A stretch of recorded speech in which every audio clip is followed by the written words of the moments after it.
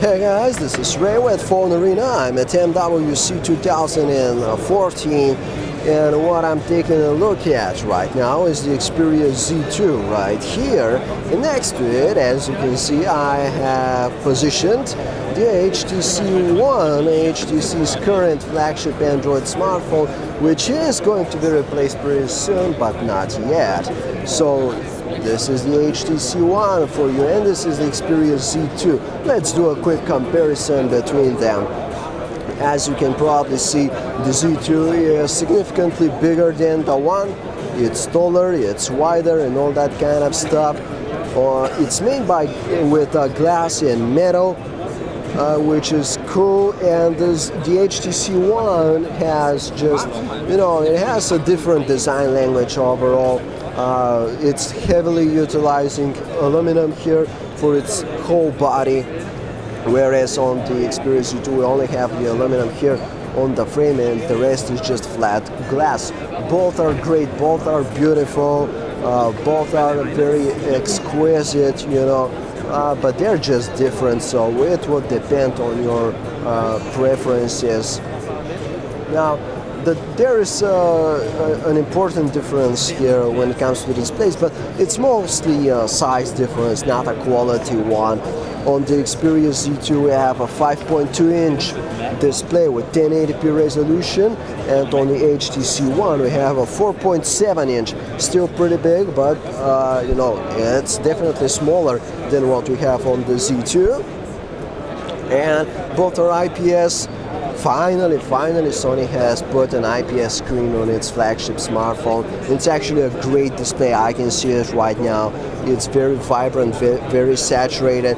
But we're gonna need some time, when we get the final review unit of the Z2, then we're gonna do all of our tests and benchmarks and stuff like that to determine just how accurate and just how good it is. But we'll see about that.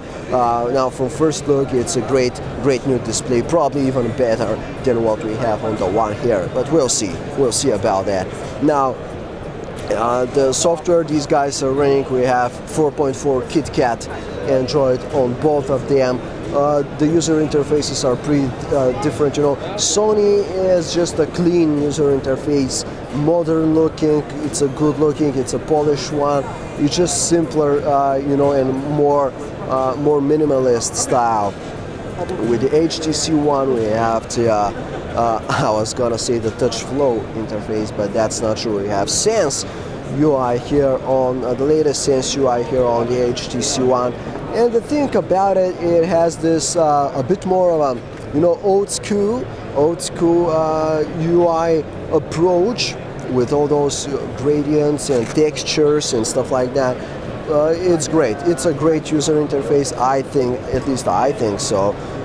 It's a bit different. For example, in the main menu, you're scrolling vertically, whereas here you have to scroll horizontally. But it's not a big difference, And you also have the blink feed home screen here for aggregation of news and stuff like that.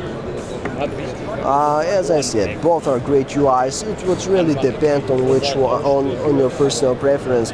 The HTC One probably has the slightly more mature look to it. But both are pretty heavy on the customization front.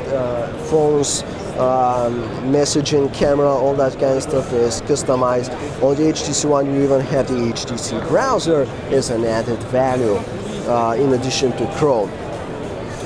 So in terms of camera, oh my God, there's a world of difference here. We have a 20 megapixel camera with the Z2, G-Lens, X4RS sensor, beyond camera technology, all that kind of good stuff, which makes the Z2, it made the Z1 take great photos outdoors, and we hope the same is going to be true for the Z2, though it was just a bit inconsistent, especially when you move indoors or at night. Now, on the HTC One, we have that controversial 4 ultra pixels. Sorry, these are 4 ultra pixels. No, I'm just kidding. They aren't that much different from the regular 4 megapixels. They're just bigger, and they're supposed to do better in when there is not enough light out there when you're taking your shots.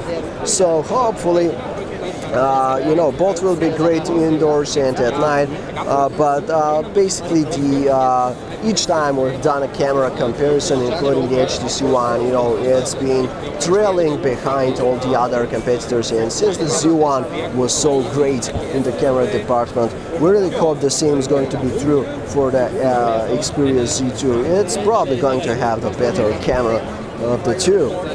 The processors, you know, the HTC One is now 1 year old, and it's having the Snapdragon 600 processor, which is slightly worse than the Snapdragon 801 here on the Z2. There's gonna be some performance difference, especially in those heavy apps and games that you may be running on them.